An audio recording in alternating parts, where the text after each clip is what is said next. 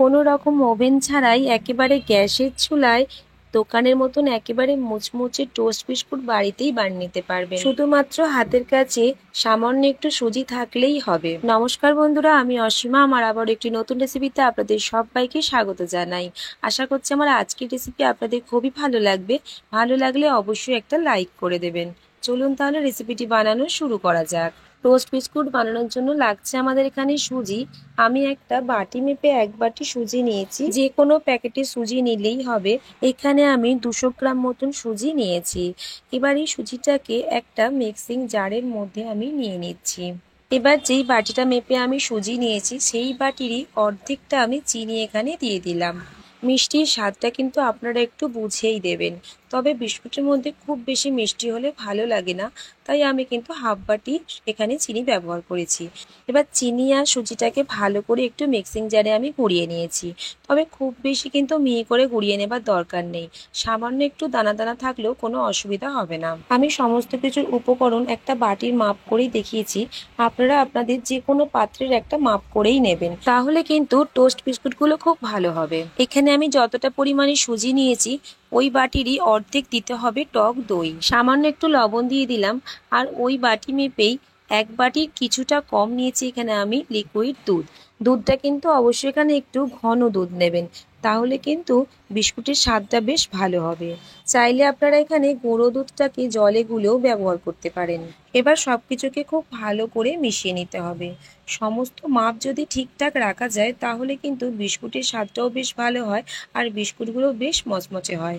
এখন কিন্তু এই গোলাটা একটু নরমই মনে হবে, তবে এইভাবেই ঢেকে আমি 15 মিনিট রেখে দিচ্ছি। 15 মিনিট পর ফিরে আসছি। ততক্ষণ চলুন অন্যান্য কাজগুলো সেরে নিই।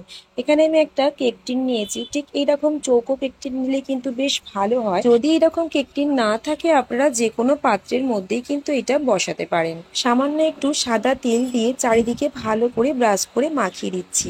আপনারা এখানে ঘিটা কিংবা বাটারও ব্যবহার করতে পারেন। কেক টিনটাকে এইভাবে রেডি করে সাইডে সরিয়ে রেখে দিলাম। ততক্ষণে সুজিটাও কিন্তু অনেকটাই ফুলে গেছে, আর অনেকটাই দেখুন ঘন হয়ে গেছে। এবার এই গোলার মধ্যে আমি দিয়ে দেব 4 চামচ মতন সাদা তেল। আবারও খুব ভালো করে মিশিয়ে নিতে হবে। আমার আজকের রেসিপি বন্ধুরা ভালো লাগলে অবশ্যই কিন্তু একটা লাইক করে দেবেন। যদি ভালো না লাগে সেক্ষেত্রে ডিসলাইকও করতে পারেন। দেখুন ভালো করে তেলটাকে আমি মিশিয়ে নিয়েছি। এবার এর মধ্যে দিয়ে দিতে হবে 1 চামচের হাফ চামচের একটু কম বেকিং পাউডার, আর তার থেকেও আরও কম দিচ্ছি আমি বেকিং সোডা।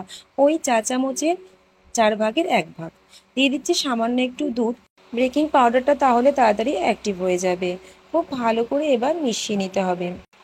এই ব্যাটারটা কিন্তু খুব একটা পাতলা ব্যাটার হবে না, একটু ঘন ব্যাটারই কিন্তু তৈরি করে নিতে হবে। ব্যাটার একেবারে রেডি হয়ে গেছে। এবার কেক টিনের মধ্যে আমি সমস্ত ব্যাটার ঢেলে দিচ্ছি। ব্যাটারের ঘনত্বটা কিন্তু আমরা দেখেই বুঝে নিতে হবে ঠিক কীরকম ঘনত্বের ব্যাটার তৈরি করেছি। তবে সমস্ত যে মাপ আমি দেখেছি সেই মাপেই যদি আপনারা বানান তাহলে আপনাদের কিন্তু বিস্কুটগুলো খুব সুন্দর হবে, কিংবা আপনারা এটা কেকের মতন করেও খেতে পারবেন। আগে থেকেই কড়াইয়ের মধ্যে একটা স্ট্যান্ড বসিয়ে কড়াইটাকে প্রিহিট করে নিয়েছি।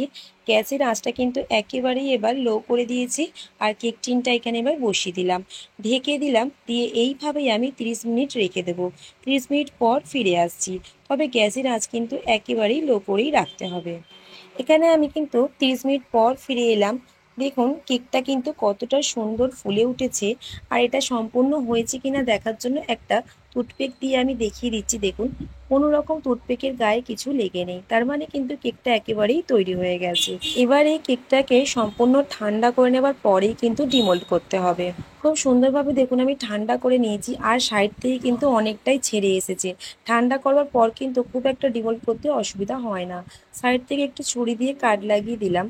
এবার একটা প্লেটের মধ্যে আমি এটাকে ডিমোল্ড করে নিচ্ছি। কোনো রকম কিন্তু ডিমোল্ড করতে ঝামেলাই হয় না। দেখুন কত সুন্দরভাবে ডিমোল্ড হয়ে গেছে কেকটা, আর দেখতেও দেখুন কতটা সুন্দর হয়েছে, কতটা স্পঞ্জি হয়েছে। আপনারা কিন্তু এইভাবে বিকেলবেলা চায়ের সাথে এরকম কেক বানিয়েও খেতে পারেন, খেতে কিন্তু ভীষণ ভালো লাগে। তবে আজকে আমি এটা থেকে টোস্ট বিস্কুট বানিয়ে আপনাদেরকে দেখাবো। এবার এই কেকটাকে আমি মাঝ বরাবর কেটে নিয়েছি, আর দেখুন কতটা নরম তুলতুলে হয়েছে, কতটা স্পঞ্জি হয়েছে, আপনারা কিন্তু এটা দেখেই বুঝতে পারবেন। পারছেন। এবার ঠিক এইরকম করে আমি কেটে নিচ্ছি, যেরকম বিস্কুটের সাইজ হয় ঠিক সেইভাবেই কিন্তু কেটে নিতে হবে। ঠিক এইরকম দেখুন আমি পিস পিস করে কেটে নিচ্ছি। আর কতটা সুন্দর হয়েছে দেখুন বন্ধুরা, দেখলে কিন্তু আপনারা বুঝতে পারবেন কতটা স্পঞ্জি আর কতটা নরম তুলতুল হয়েছে, আপনারা কিন্তু সেটা দেখেই বুঝতে পারছেন। এই একইভাবে আমি সব কেকের পিসগুলোকেই করে নেব। এবার চলুন এটা আমি বিস্কিট বানাবো। তার জন্য কিন্তু আমি কেক টিনটাকে আবারও কড়াইয়ের মধ্যে বসিয়ে দিয়েছি, আর গ্যাসের আঁচটা কিন্তু একটু মিডিয়াম করে দিলাম। এবার এই কেকের পিসগুলোকে একে একে সাজিয়ে দিচ্ছি, আর কেক টিনের মধ্যে সামান্য একটু সাদা তেল ব্রাশ করে দিয়েছি। আমি এখানে কেক টিনের মধ্যেই কিন্তু বিস্কুটগুলো বানাচ্ছি, আপনারা যে কোনো সিলভারের থালায় কিংবা স্টিলের থালাতেও এই বিস্কুটগুলো বানিয়ে নিতে পারেন ঠিক একই প্রসেসে। কিছুক্ষণ ঢেকে রেখে দিয়েছিলাম, তারপর আবারও আর একটা পিঠ আমি উল্টে দিচ্ছি। বিস্কিটগুলো কিন্তু এইভাবে বানিয়ে একবার দেখতে পারেন, খেতে কিন্তু ভীষণ ভালো লাগে আর খুবই মচমচে হয়। বাড়িতেই আপনারা খুব সহজে সামান্য একটু সুজি থাকলেই এই টোস্ট বিস্কুটগুলো বাড়িতে বানিয়ে নিতে পারবেন। পুরো দোকানের মতন খাস্তা মচমচে টোস্ট বিস্কুট আপনারা খুব সহজেই কিন্তু বাড়িতে বানিয়ে নিতে পারবেন। গ্যাসের আঁচটা মিডিয়াম টু হাই করে উল্টে পাল্টে মাঝে মাঝে ঢেকে দিয়ে বিস্কুটগুলোকে ঠিক এইভাবে আমি সেঁকে নিয়েছি। আর কত সুন্দর মচমচে হয়েছে দেখুন, আপনারা কিন্তু সেটা দেখেই বুঝতে পারছেন। এই একইভাবে আমি আরও যে বিস্কুটগুলো রয়েছে কেকের পিসগুলো, সেইগুলোকে আমি তৈরি করে নেব। পুরো দোকানের মতন মচমচে খাস্তা টোস্ট বিস্কুট বাড়িতেই কিন্তু খুব সহজেই বানিয়ে নিলাম। আজকের আমার এই টোস্ট বিস্কুটের রেসিপি আপনাদের কেমন লাগলো অবশ্যই কমেন্টে জানাবেন। আর বিকালে কিন্তু চায়ের সাথে এই টোস্ট বিস্কুট খেতে ভীষণ ভালো লাগে।